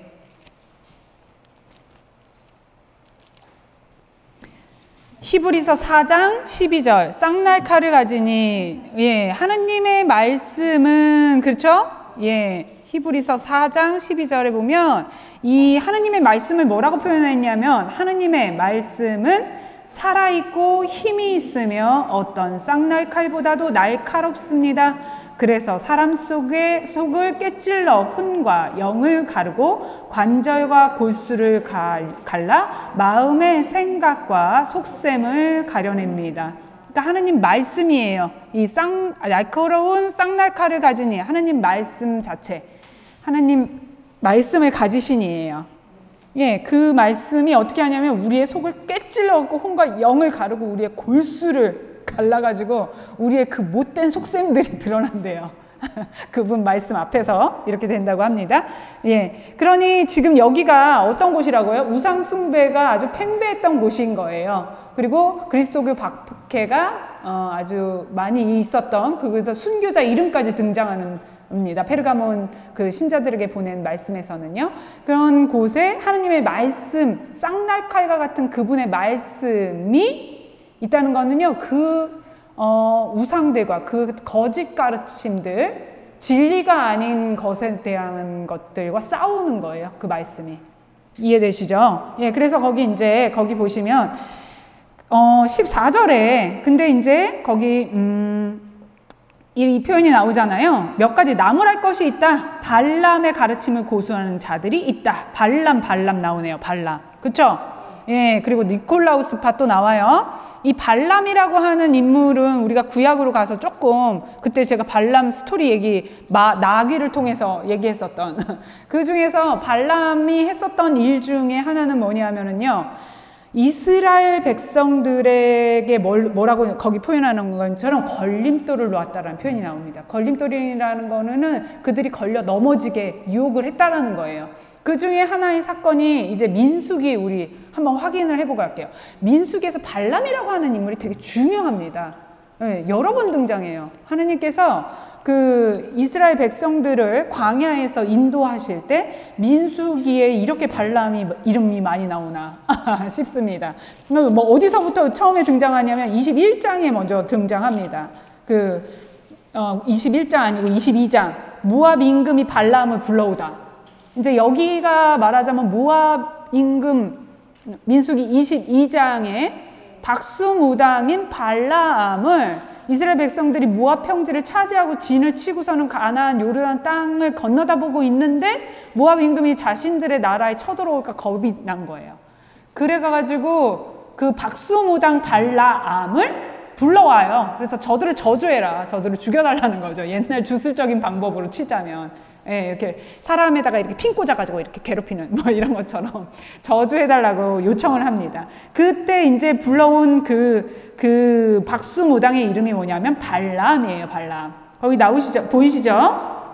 예, 그래서 거기 이제 거기 이제 22장 1절에 보면 이스라엘 자손들은 길을 떠나 예리고 앞에 요르단 건너편 모압 벌판에 진을 쳤습니다. 그래서 칩보르의 아들 발락이에요. 이 발락은 모압 임금입니다. 모압 임금. 지금 모압 벌판에 진을 친 거거든요. 그러니까 이제 모압 임금이 겁이 난 거예요. 그래서 모압은 이스라엘 백성의 수가 너무 많아서 몹시 무서웠습니다. 그러면서 이제 겁에 질려서 어떻게 할까 하다가 거기 4절 후반부에 보면은 이렇게 나옵니다. 그때의 모압 임금은 칩보르의 아들 발락이었다. 그는 부오르의 아들 발람을 불러오려고 사자들을 보내는 겁니다. 이 발람이 이제 박수무당이에요.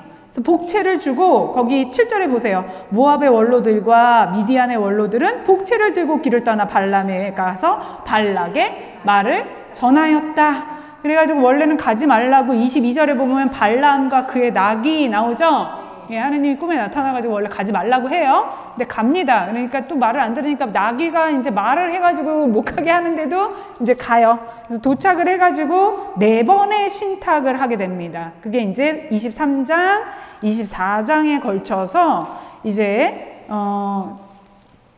4번의 신탁을 하게 되는데 이제 저주를 해달라고 요청을 하는 거죠. 그쵸? 발락이 이제 발람에게 저주를 해달라고 이제 요청을 합니다.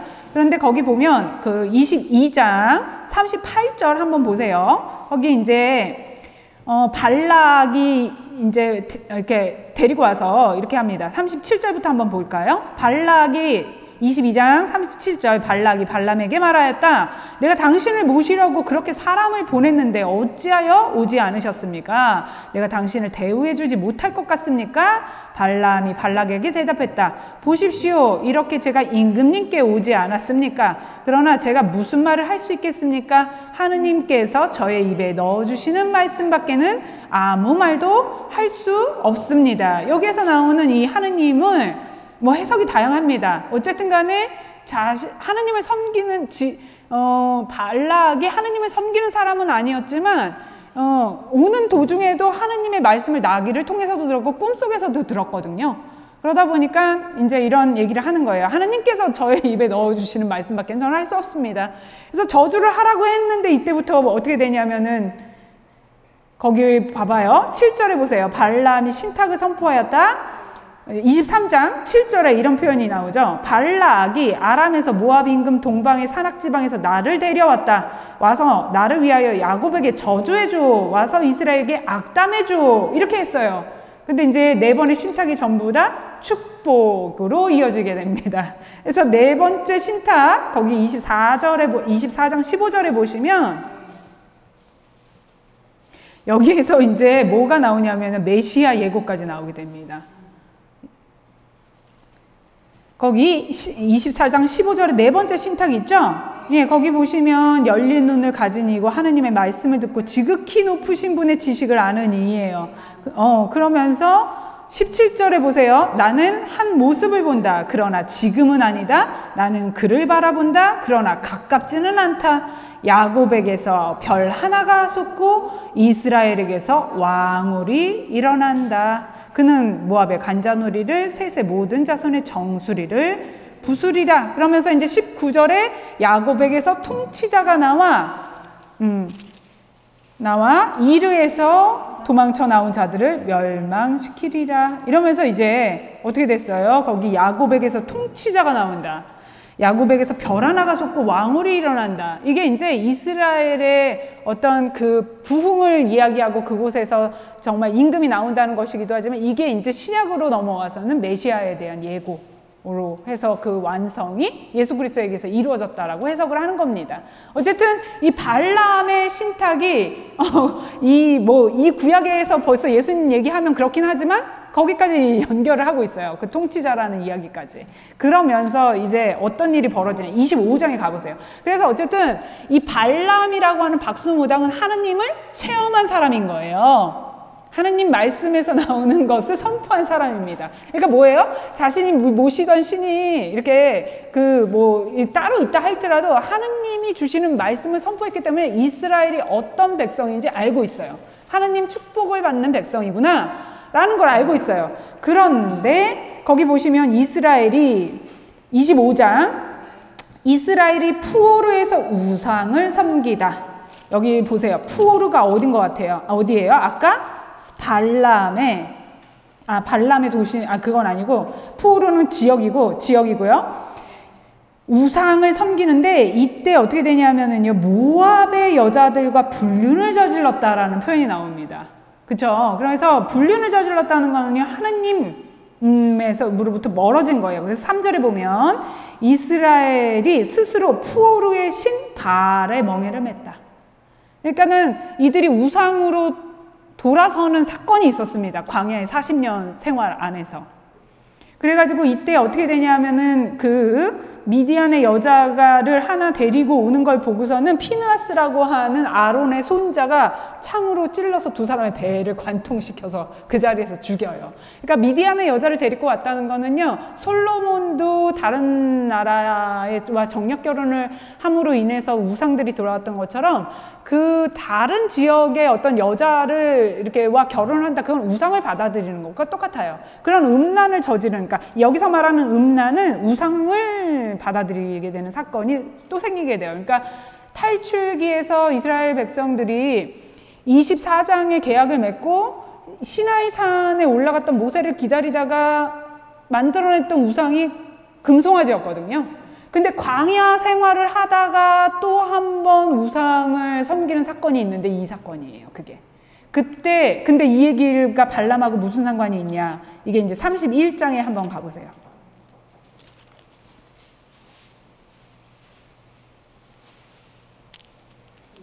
(31장에) 보면 미디안과 전쟁을 하는 장면이 이제 나오거든요.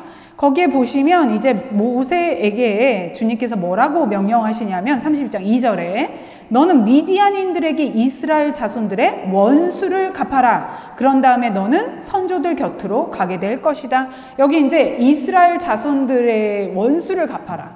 근데 그 누구라고요? 미디안인들이에요. 아까 그 발람이 미디안 출신입니다. 그래서 거기 보시면 이제 모세가 전쟁을 하러 가요. 그러면서 15절에 보세요. 이제 전쟁을 했는데 그들이 어떻게 했냐면 여자들을 살려둡니다. 그래서 이제 모세가 화를 냅니다. 그때 뭐라고 나와 있냐면 16절에 보세요. 푸르에서 그 일이 일어났을 때 발람의 말에 따라 이스라엘 자손들에게 주님을 배신하게 하여 주님의 공동체에게 재앙에 내리게 한 것이 바로 이 여자들이다. 그러니까 푸오르에 진을 치고 머무르고 있었던 이스라엘 백성들을 꼬셔냈던 모압 여자들, 미디안 여자들이 있었거든요. 그래서 아까 죽임을 당했다고 그랬잖아요. 피느하스 사제가 창으로 그 남자와 여자를 관통해서 죽이는 사건이 있었는데 그때 그 여자들이 누구의 이야기를 들었다는 거예요. 발람의 말에 따라서 이스라엘 자손들을 꼬임하도록 했다라는 거예요. 그러니까 그 도구 말하자면 그 이용을 했다는 겁니다. 그러니까는 이 발람이 밑에서 사주했다는 거예요. 그래서 이스라엘을 우상숭배하도록 했다는 겁니다. 그래서 이렇게 이 발람이라고 하는 이 이름 자체가요, 구약에서는 여기 뭐라고 해요? 이스라엘 자손들의 원수예요. 그럴 정도로 이 우상숭배의 어떤 큰 특징, 뭐라고 해요? 표징입니다. 표상 같은 겁니다. 네. 그래서 광야에 있을 때 이스라엘을 저주했던 박수무당이기도 하고, 예, 그리고 저주하려고 했는데 하느님의 입에서는 뭐가 나왔냐? 하느님을 통해서 축복이 나갔죠.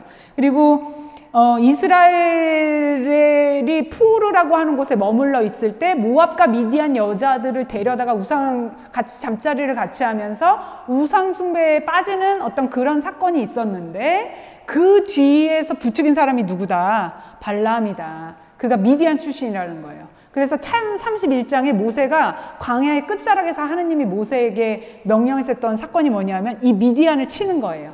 그래서 여기에서 발람이 죽습니다. 그래서 이렇게 이런 어떤 이 발람이라고 하는 요 단어 자체가 우상숭배예요. 근데 아까 페르가몬이 어떤 도시라고요? 황제숭배. 예. 그리고 여러 신전들이 있던 곳이었다라는 거예요. 그러면서 여기를 뭐라고 했다고요? 사탄의 왕자라고 그랬던가? 예, 어자예요, 왕자예요? 예, 왕자, 그렇죠? 사탄의 왕자가 있던 곳이다라고 이야기를 합니다. 그래서 이 하느님으로부터 우상숭배를 했다는 건 뭐냐면 하느님과의 계약이 깨진 거예요. 하느님과의 관계가 멀어진 겁니다. 예, 그렇죠. 예, 그렇습니다. 그래서 이렇게 어떤 그런 이런 배경, 아까 페르가몬이 가지고 있었던 어떤 배경 안에 사탄의 왕자가 있는 곳에서 순교자가 나올 정도였지만 발람의 가르침을 고수하는 자들이 있었다는 거예요. 그리고 니콜라우스파의 가르침을 고수하는 자들도 있었다. 그래서 이제 뭐라고 권고하냐 하면 회개해라 이렇게 권고합니다. 2장 16절에. 그러면서 그러지 않으면 내가 곧 너에게 가서, 이제 잠깐만요. 묵시록 2장으로 다시 왔어요. 묵시록 2장으로 다시 왔습니다. 그러면서 내 입에서 나오는 칼로 그들과 싸우겠다. 이 이야기는 뭐냐? 하느님 말씀이 승리할 수 있다는 거예요. 예, 그분의 말씀이 어떻게 한다고요? 아까요? 날카로운 쌍날칼과 같아서 그들의 속셈 을 다 드러내게 한다고 그랬어요. 저희들의 마음속에 있는 속셈. 그러니까 진리가 아는 것인 것들과 그분께서 싸우시는 겁니다. 하느님의 말씀이 진리이기 때문에. 그리고 하느님의 말씀은 하느님이 뭘로 창조하셨어요? 창조하실 때 말씀을 하셨죠. 빛이 생겨라. 그래서 그 말씀에는 창조의 능력이 있고 그분의 어떤 능력을 표현하는 거예요. 그분의 입에 나오는 말씀은요. 그리고 아까 우리가 봤었던 그 히브리서로 친다 그러면 그분이 우리의 어떤 그 속셈을 다 거짓된 거, 진실되지 않은 거 이런 걸 다 드러내게 하는 그러한 것이 있습니다. 예수님께서 구마하실 때 말씀으로 하셨거든요. 그런 어떤 능력을 얘기하는 거예요. 그래서 그런 하느님이 가지고 있는 그 하느님 말씀 안에 있는 능력을 이야기합니다. 그들과 싸우는데 뭘로 싸우느냐면요. 당신 입에서 나오는 칼, 그분의 말씀으로 싸우는 거예요. 그래서 이제 귀 있는 사람은 성령께서 여러 교회 하시는 말씀을 들어라. 승리하는 사람에게는 뭐를 주신대요? 숨겨진 만나와 흰 돌을 주겠다. 근데 그 흰 돌에는 뭐가 새겨져 있냐면 받는 사람 말고는 아무도 모르는 이름이라고 적혀 있습니다. 여기서 나오는 이 만나라고 하는 건, 만나는 우리 다 알잖아요. 그렇죠? 이스라엘 백성들이 광야 탈출을 해서 광야를 가는데 가나안 땅에 들어가기 전까지 만나를 먹었습니다. 하늘에서 내려오는 빵이었어요. 그것이 이제 요한복음에 가면 뭘로 바뀌냐면은 나는 살아있는 빵이다. 내가 하늘에서 내려온 빵이다. 그러면 성체로 변화되는 거예요. 모세가 그 빵을 줬다고? 내가 살아있는 빵이야. 모세도 잠시 그냥 죽었어. 살다가 죽었어. 근데 나는 영원히 살아있다. 이 이야기를 하면서 내 살과 피를 먹는 사람은 영원히 살 것이다. 이렇게 말씀하십니다. 그래서 이 만나라고 하는 거는요. 원래 우리가 지난번에 히브리서 9장 4절에 보면 히히히 구라가 아니라 사실이지. 그래가지고 그 안에 세 가지가 들어있다고 했었어요. 만나 항아리와 식계판과 그 다음에 아론의 쌍난 지팡이. 기억나세요? 예, 그 속재판이 이렇게 덮고 있었잖아요. 계약계 안에 그 세 가지가 들어가 있는데 그것이 이 만나 계약계가 그런데 마카베오기에 보면은요 사라집니다. 그걸 어떻게 했냐면요, 예루살렘이 멸망할 때 예레미야가 하느님의 계시를 받고 그 계약계를 가지고 저기 이렇게 느보산이라고 하는데 가가지고 동굴로 막아버려요. 그게 마카베오 학원의 첫 번째에 나와요. 2장에 가면요. 그래서 그 계약계가 완전히 사라지는데 그리고 난 다음에 사람들이 거기에 다시 찾아가야지 하면서 이렇게 거기다가 뭐 발자국을 남기고 와요. 근데 그걸 다 이렇게 지워버리고 다시는 찾지 못할 거다. 하느님께서 열지 않으시면 다시는 못 찾을 거야. 그래서 그거를 모티브로 해서 찍은 영화가 인디아나 존스예요. 성괴 찾으러 돌아다니잖아요. 예. 그래가지고 그 최근이 아니라 가장 그거는 그 바티칸 성당 지하에 있다, 계약계가. 그런데 유다 전승에 의하면은요, 주님께서 오시는 날, 이 주님의 날에 계약계도 다시 나타날 거다라고 봐요. 유다 전승에 따르면요. 그쵸? 어머, 그런가? 그냥 하여튼 그래요. 그러니까 이 날은 뭐냐면 주님의 날, 아까 우리가 얘기했었잖아요. 주님의 날이 언제라고요? 하느님의 구원의 완성의 때인 거예요. 자, 그러면 우리 묵시록 여기 11장 한번 가보세요. 11장 19절.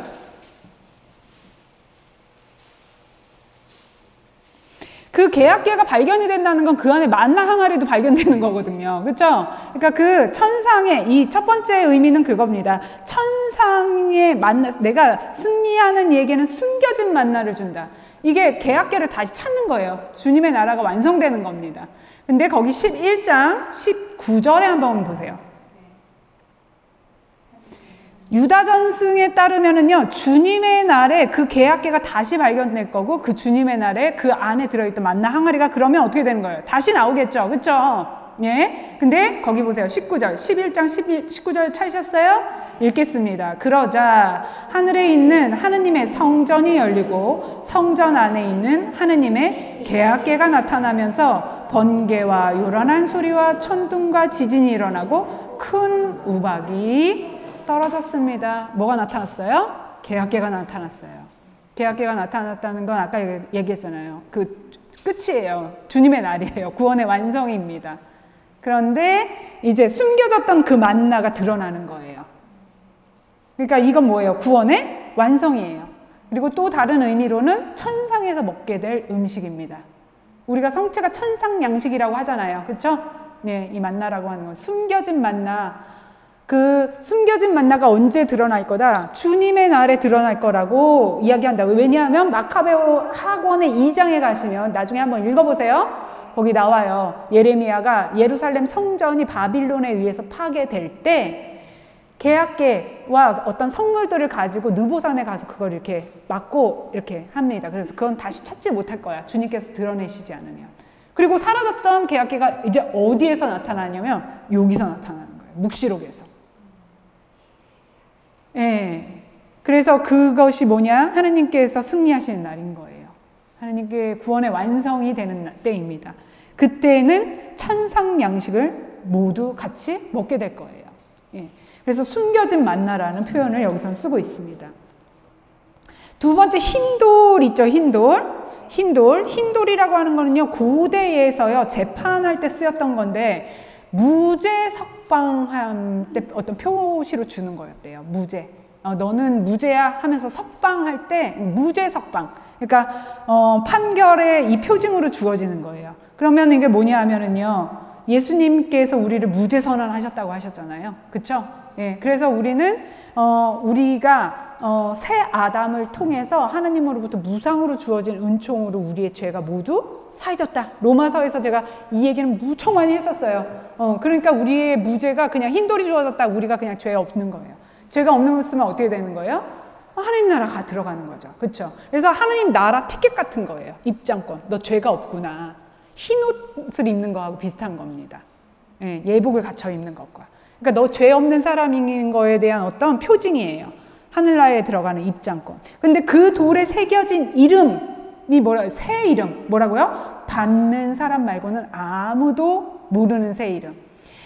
이름이 바뀐다는 건, 성경에서 이름이 바뀐다는 거는요, 여러 번 나와요. 아브람이 아브라함이 됩니다. 사라이가 사라가 됩니다. 야곱이 이스라엘이 됩니다. 말하자면 우리나라 말로 하면 팔자가 바뀌는 거예요. 이게 뭐냐면 우리가 세례를 받으면 표 한미가 표 요세피나가 됩니다. 예, 신분이 바뀌는 거예요. 그러니까 여기서 아무도 모르는 이름이라는 표현을 하기는 했지만 이건 뭐냐면 하늘에서 주시는 이름이에요.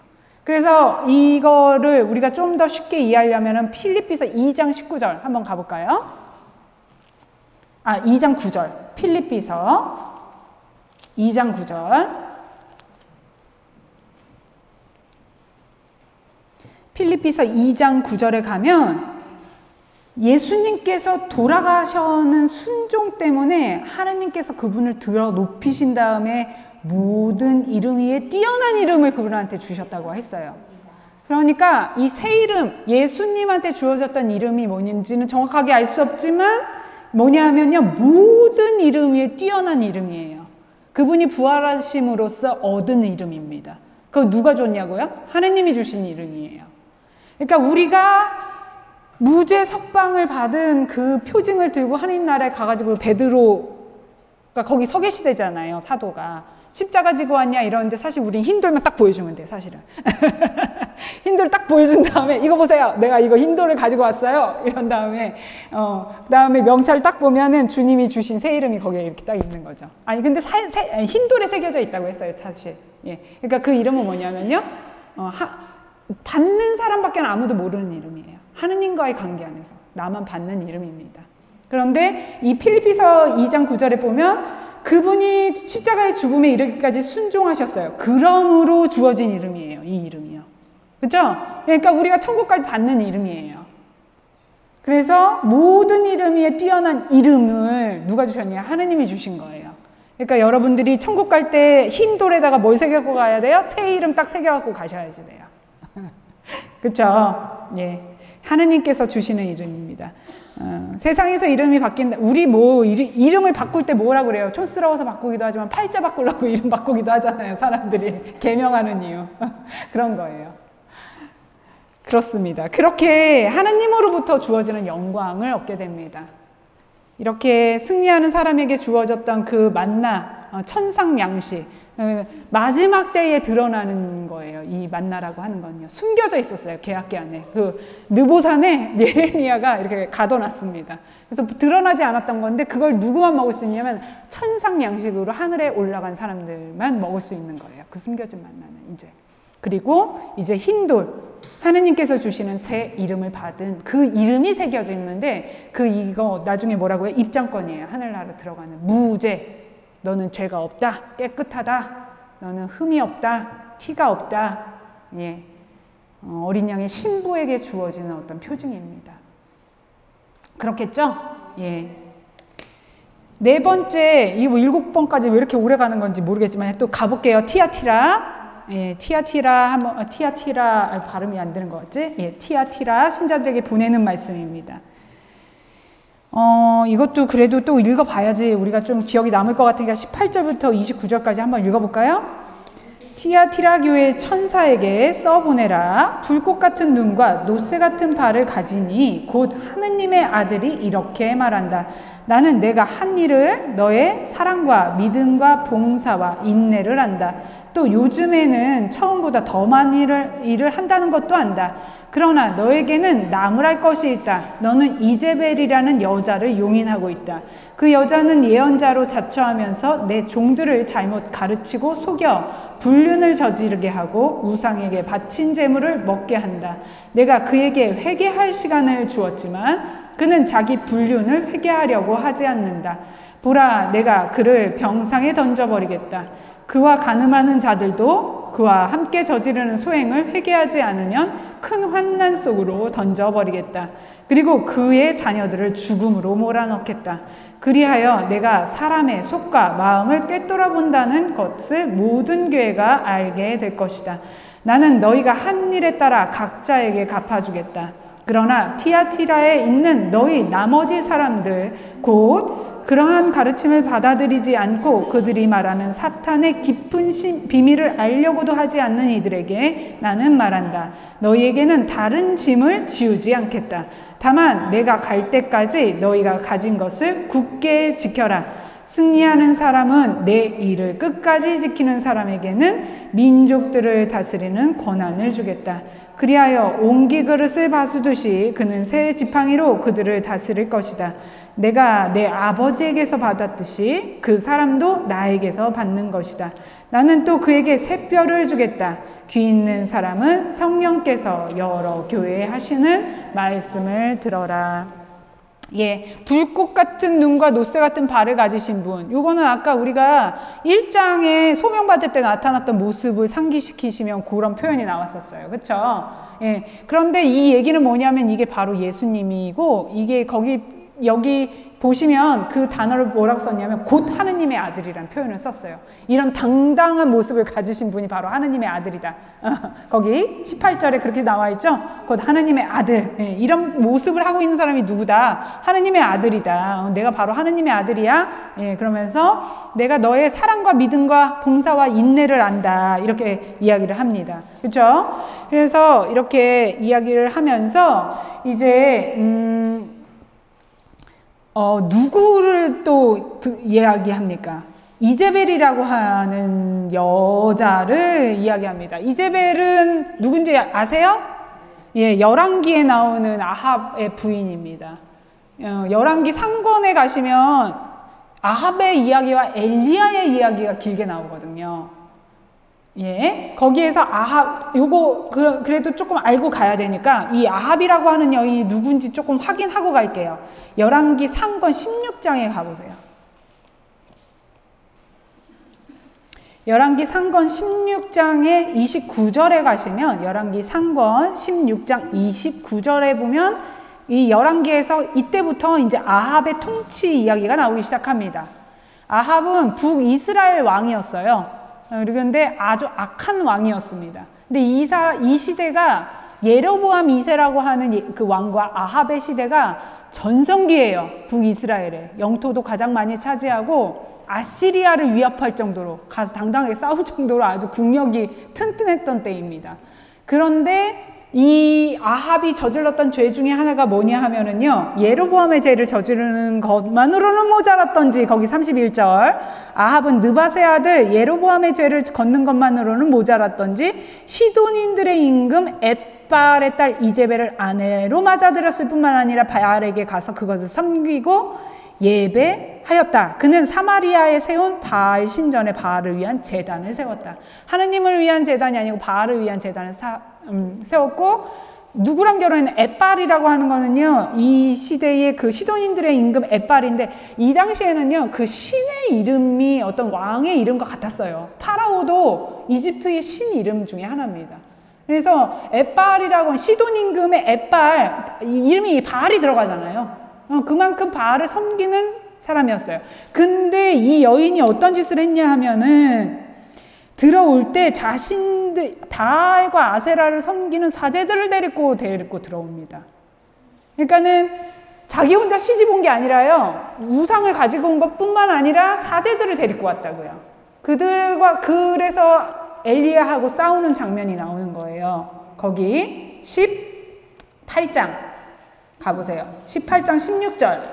이제 엘리야가 아합을 피해서 도망갔다가 3년 동안 도망갔다가 이제 나와서 하느님이 이제 가뭄이 끝날 거다라고 하는 이제 말씀을 하시면서 하셨던 게 뭐냐 하면은 가르멜 산에 가가지고 이제벨에게 녹을 붙여먹고 있는 그 사제들 750명하고 싸우는 거예요. 850명이죠? 예, 거기 보세요. 이제 그래서 거기 보시면 그 19절에 보세요. 19절에 보시면 이제 사람을 보내요. 온 이스라엘을 가르멜 산으로 모아주십시오. 그리고 이제벨에게서 얻어먹는 바알의 예언자 450명과 아세라의 예언자 400명과 함께 모아주십시오. 그래서 이 전쟁에서 승리하는 거예요. 하느님이 바알들이 밤새도록 제단을 쌓고 부르짖으며 몸을 학대하면서 자기 신을 불렀는데 응답을 안 해. 그랬는데 물을 12동아리나 부었어요. 제단을 쌓고 거기다가 황소를 올려놓고. 근데 하늘에서 불이 내려와서 그 물까지 다 삼켜버리는, 이제 하느님이 제사를 받을 살아있는 신이라고 보여주는 거예요. 그 사건이 이제 요 카르멜 산에서 있었던 사건입니다. 그것을 통해서 이제 결국에는 이 아합이라고 하는 임금과 이제 이제벨이라고 하는 것은 우상 숭배의 어떤 그 얘기한 대로 아까 발라함과 같은 어떤 표징이고요. 그리고 이들이 가지고 있었던 거는 뭐냐면은 왕권이잖아요. 권력이잖아요. 그쵸? 아합, 그 다음에 그의 부인. 그러니까 어떤 권력과 또 그런 뭐라고 그래야 되냐. 그러니까 부자예요, 부자. 그래서 지금으로 말하면 우리가 가지고 있는 어떤 그런 인간적인 욕망? 그런 것이고, 우상이 아까 발라함하고는 조금 다른 어떤 권력을 가지고 있는 그런 우상들입니다. 그래서 인간적인 욕망과 어떤 탐욕과, 왜냐하면 나봇의 포도밭을 빼앗으려고 그랬어요. 자기네 집 정원으로 쓰려고.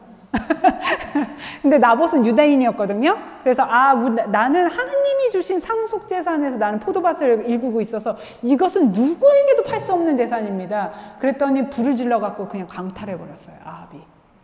그러니까 자신의 정원으로 쓰려고 그 밭을 그렇게 강탈하는 그런 모습들, 어떤 악한 모습들이죠. 그러니까 어떤 자신의 욕망대로 움직이는 거예요. 이거는 이제벨은요.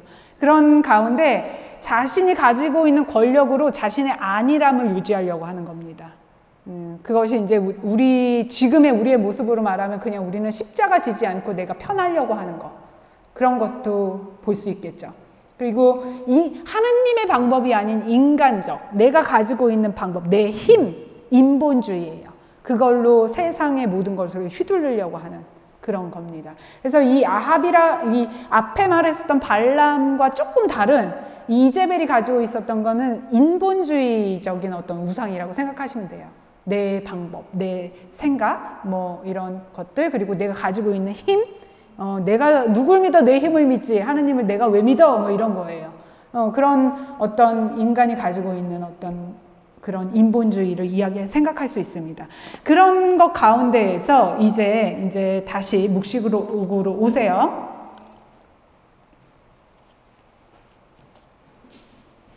사실 아합이 그 다음에 죽고 이제벨은 한참 있다 죽어요. 그러니까 엘리야가 죽고 난 다음에도 엘리사 시대에 그러니까 죽거든요. 그러다 보니까는 회개할 기회가 있었음에도 불구하고 회개하지 않았다라는 표현은 아마 그런 어떤 기간을 오래 줬음에도 불구하고 결국에는 아합의 왕조를 무너뜨린 것이 예후 왕조라고 하는 새로운 왕을 하느님이 기름 부어서 왕조를 멸망하게 하거든요. 그런 어떤 그런 것을 이 묵시록의 이제벨이라고 하는 여인과 우리가 나중에 열왕기를 사실 좀 이렇게 공부를 하면서 같이 연결을 하면 훨씬 더 이해가 됩니다. 그래서 이제 결국에 마지막까지 이제 갈게요. 이제 약속을 봐야 되겠어요. 자, 승리하는 사람 26절. 내 일을 끝까지 지키는 사람이에요. 내 일이라는 건 뭐예요? 하느님의 일이죠. 하느님께서 맡기신 일, 복음을 선포하는 일입니다. 믿음을 굳게 지키는 일이에요. 충실한 겁니다. 예, 그런 어떤 일, 그리고 앞에서 얘기한 것처럼 19절에 보는 것처럼 내가 한 일을 나는 안다. 너의 사랑과 믿음과 봉사와 인내를 안다. 이게 하느님의 일을 계속하는 것이죠. 그렇죠? 예. 그러면서 줄 때 뭘 준다고 하냐면 민족들을 다스리는 권한이에요. 이제벨이 가지고 있었던 그런 권력이 아닙니다. 민족들을 다스리는 권한입니다. 이게 우리에게 지금 주어진 게 뭐냐면 왕직이에요. 왕직. 그렇죠? 하느님 나라 통치에 우리가 참여하는 겁니다. 그걸 우리를 왕직이라고 하죠. 그런데 우리가 왕직이라고 하는 것은 내가 권력을 휘두르는 게 아니에요. 그리스도를 본받아 내가 낮아지고 섬기는 겁니다. 그래서 예수님께서 이 말씀을 하시는 거예요. 요것만 찾아보고 갈게요. 마태오복음 20장.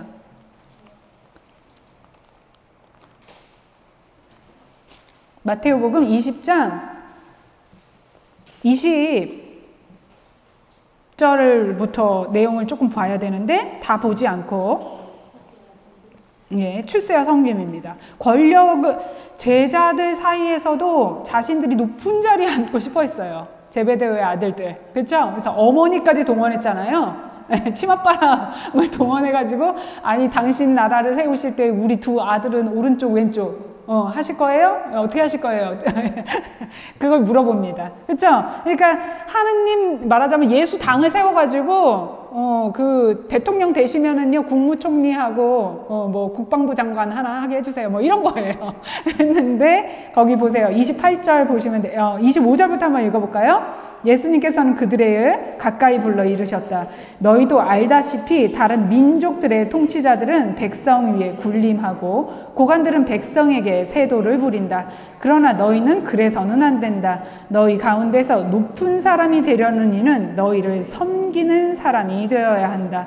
또한 너희 가운데서 첫째가 되려는 이는 너희의 종이 되어야 한대. 사람의 아들도 섬김을 받으러 온 것이 아니라 섬기러 왔고 또 많은 이들의 몸값으로 자기 목숨을 바치러 왔다. 예, 우리가 섬기는 게 왕직입니다. 우리한테. 그래서 우리가 그 사람 안으로 들어가는 거예요. 사실은요. 예, 그것을 우리는 지금 우리가 받은 왕직이라고 얘기합니다. 그래서 영적인 통치가 이루어지게 되는 거예요. 공산주의, 뭐 자본주의, 민주주의 이런 어떤 파를 이야기하는 것이 아닙니다. 민족들의 통치를 얘기하는, 세상의 권력을 갖는 게 아닙니다. 하나님 나라의 정의가 이루어지도록, 지금의 이 시대는 권력과 돈으로 모든 것을 움직이는 시대죠. 그렇죠? 그러니까 이제벨의 모습을 우리가 당연히 이 시대 속에 살고 있어요. 그런데 그 민족들, 승리하는 사람, 내일을 끝까지 지키는 사람에게는 민족들을 다스리는 권한을 준다. 예, 하느님과 함께 그 새 지팡이로 그들을 다스릴 것입니다. 그러면서 거기 28절에는 뭘 또 주시겠다고 했냐면요, 샛별을 주신다고 하셨어요. 이 샛별이라고 하는 것은요, 빛이에요, 빛. 그쵸? 근데 이 샛별이 금성이에요, 금성. 근데 하늘에 보면은 우리가 별자리에서 새벽에 혼자 빛나는 게 금성이거든요. 이건 과학적으로 말하자면 그래요. 그래서 이렇게 새벽에 반짝반짝, 그럼 걔가 이제 이렇게 거기 동쪽에서 이렇게 반짝반짝 빛나는 금성, 그 얘기 하잖아요. 그 금성에 그것만 빛나는 거예요. 그래서 이게 뭐냐면 어둠에서 빛나는 유일한 빛을 이야기합니다. 뭐 생각나세요? 나는 세상의 빛이다. 그래서 그 유일하신 빛, 그리스도, 예수님을 갖는 거예요. 예수님 그 자체를 소유하는 겁니다. 예, 그래서 묵시록 22장에 가면은요, 그 도성, 새로운 도성에는 빛이 없어요. 등불도 없습니다. 어린 양이 그들의 등불이 되어 주실 것이기 때문입니다. 이런 표현이 있거든요. 그래서 나는 세상의 빛이다 라고 말씀하셨던 그냥 당신 자신을 소유하게 되는 거예요. 예, 하느님만으로 그냥 충분한 겁니다. 그래서 그냥 그분 자체가, 그분이 내 거가 되는 거야. 내가 그분 거가 되는 게 아니라 그분이 나를 주시는 겁니다. 예, 샛별을 주신다고 약속하셨어요. 예, 그래서 이렇게 하는 그 예수님을 승리하는 이들에게는 이렇게 당신 자신을 주신다고 약속하십니다. 자, 그러면 이번에 5번째 사르디스. 다 못 보니까 사르디스까지만 보고 우리가 다음 시간에 이어서 할게요. 예. 자, 사르디스는 우리가 여기 보시면은요, 뭐예요? 칭찬이 없어. 뭐만 있어요? 책망만 있는 교회입니다. 그 똑같은 아까 라우디게이아도 그렇긴 하지만 여기 나왔어요. 드디어 책망만 있는 교회. 예, 한번 읽어볼게요. 사르디스 교회의 천사에게서 보내라. 하느님의 7영과 7별을 가진 이가 말한다. 나는 내가 한 일을 안다. 너는 살아있다고 하지만 사실은 죽은 것이다. 깨어있어라. 아직 남아있지만 죽어가는 것들을 튼튼하게 만들어라. 나는 내가 한 일들이 나의 하느님 앞에서 완전하다고 보지 않는다. 그러므로 내가 가르침을 어떻게 받아들이고 어떻게 들었는지 되새겨 그것을 지키고 또 회개하여라. 내가 깨어나지 않으면 내가 도둑처럼 가겠다. 너는 내가 어느 때에 너에게 갈지 결코 알지 못할 것이다.